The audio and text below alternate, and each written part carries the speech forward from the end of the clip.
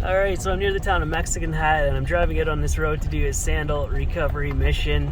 Seems like a good excuse to explore this area and spend a couple nights. So far the road has been in good shape, but I'm expecting that story to change pretty soon. Well, that's a new development. That never used to happen. The road just keeps dwindling in quality. I'll park right here for the night. It's about 25 kilometers to Slickhorn Canyon, so I'll use my fat bike for that tomorrow morning. But yeah, not a bad place to spend the night, as long as no boulders fall on my van. It just doesn't engage anymore.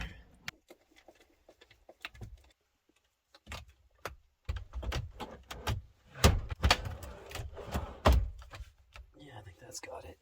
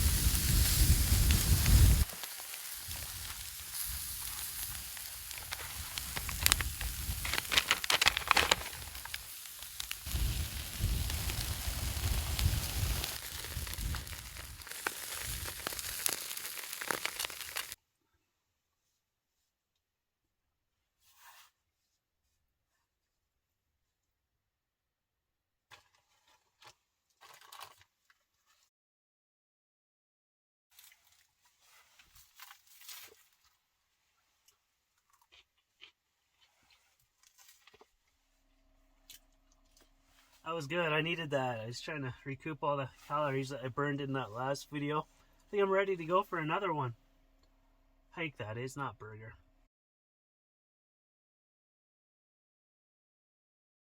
So I didn't go out on that mission today. I just felt like I could use another day to recover. Overall, I feel good. It's just my ankle is my weak spot. I can hike 50 kilometers in a day and it'll be fine, but after 4 days, I just started to feel some pain in it. Or if I go jogging for like 10 kilometers, it starts to hurt. It doesn't like to be hammered on.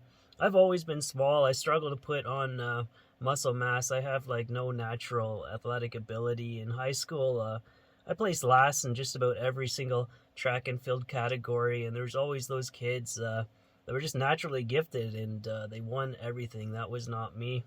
It's about over a decade ago, I just started training really hard on the bicycle as much as I possibly could.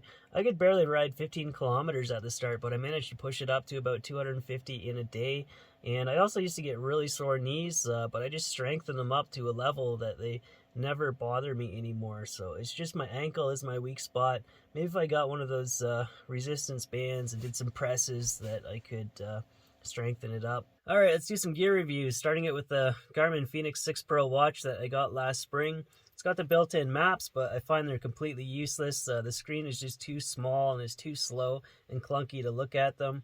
I guess if you preloaded a track, it would be all right if you're just trying to follow a line, but I find if you leave the map screen on all the time, then the battery drains significantly faster. I did that once accidentally, and on a 10-hour hike, it died before I got back to the van, but otherwise, the battery life is good for day hikes. I've done 16-hour hikes, and it still got lots of gas left in the tank when I got back to the van. The map screen is the reason why I bought it. If you're doing a backtrack type hike, like up a mountain, on the way back, you just switch it over to the map screen, and then you got a line to follow all the way back to your van. It's incredibly slick just to glance at your wrist and to know that you're on the right track. And it's also like completely integrated with Strava, so when the hike is done, it just automatically uploads. It's very fast and easy to use that way. I see they just announced the Phoenix 7, and I'm slightly tempted to upgrade for the bigger model, the 7X. Maybe the map screen would actually be usable on it, and it's got over double the battery life, so on a multi-day hike like the one I just did, I wouldn't have to charge it up at all. And it's got a multi-band GPS function. This one, if I'm in a canyon or up against a cliff wall, sometimes it gets lost and it just throws off a random point in the middle of nowhere. So hopefully that fixes that. But the multi-band mode, it reduces the battery life a lot, so it's something that you'd really only use on day hikes. So my boots are Scarpa Mantatex. These are not meant for long distance hiking. These are meant for the mountains and the alpine. They got the semi-auto crampon compatibility. These are just the only boots that I have, so I use them for everything. They're waterproof so long as you keep up with the Nikwax coating that seems to wear off after a while. They've also got some insulation, but I don't know. I don't think it's really noticeable. I had a pair of Scarpas before this, and the stitching came all apart here, and the water would go right in. It looks like it's starting to happen with these as well, unfortunately.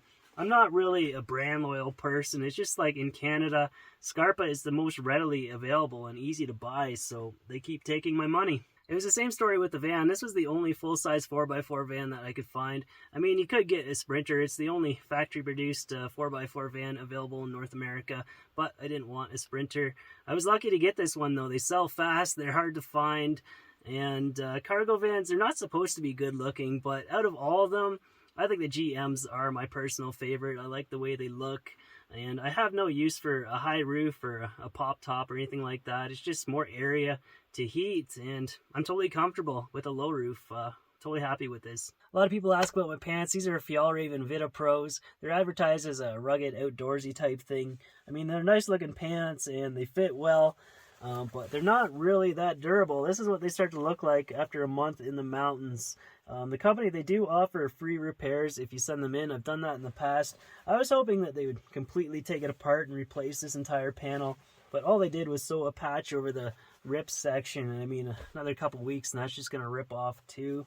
So I wish they'd use a more durable fabric here, like a Cordura or something, because these pants are way too expensive to be ripping apart on a monthly basis. So if you guys have any suggestions of something else to try, let me know. These ones have developed a rip here too, so I'm going to get out the sewing machine now and just try to fix all this myself. All I'm going to do is sew down these shreds so that my butt isn't flapping around anymore. I don't have any material to sew over it as a patch.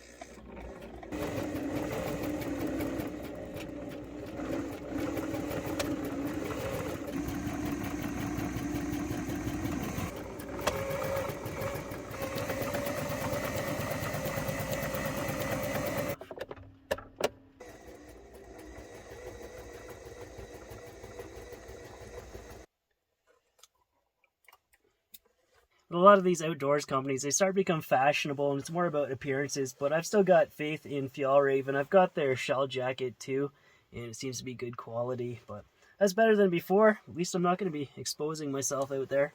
I turn this pant leg inside out, now I'll sew this shut. For extra strength, I'm going to sew this right down the front too.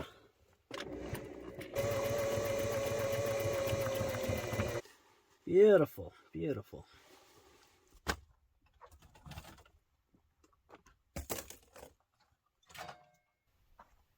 that's so much stuff.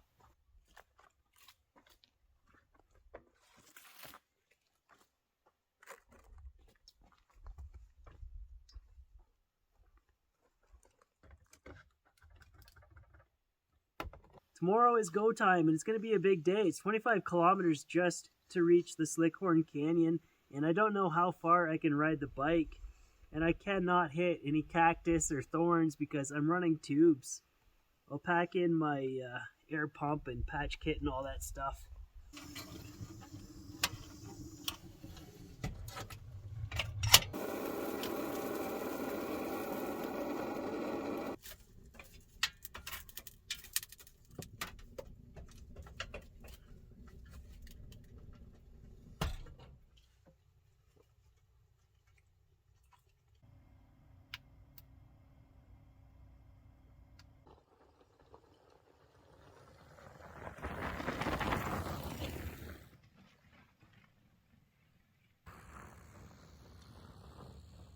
This is slightly beyond what I'm willing to do with my van.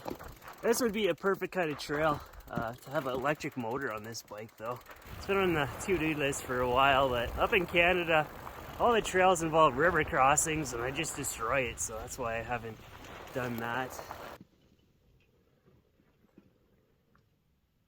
I'm making good speed, I'm over halfway there.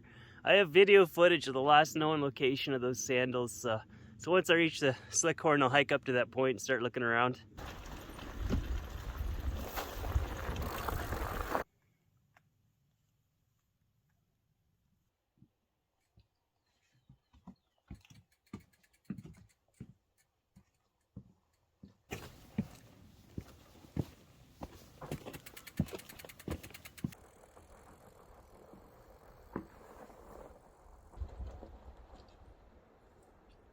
I'm just starting to see the first signs of why they built a road out here. It looks like an old mining encampment.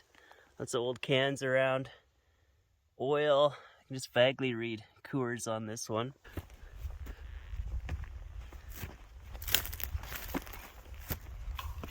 So there's where I launched my raft. The road continues down, but I'm just going to walk from this point.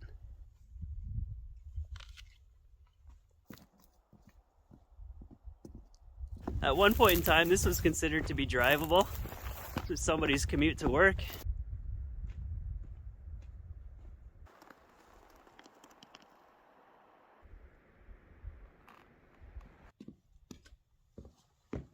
So yeah, this is the area that I think I lost them on this hillside.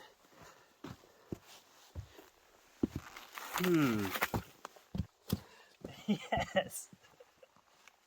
It's awesome. Well, there you go. Always clip it in or zip it in, or else you're going to lose it. It was a good day trip, and it was nice to camp out for a few days, not be spending more money on gas. It's also nice to be outside of cell service for a bit and just disconnect, but the reason I can do this full time is YouTube, so thanks for watching, and thanks again for 300,000 subscribers. Thank you to Patreon supporters, and I will see you in the next one. I just caught this in the corner of my eye. I didn't think anything of it at first. I was gonna walk right on past. It's a shrine that somebody made.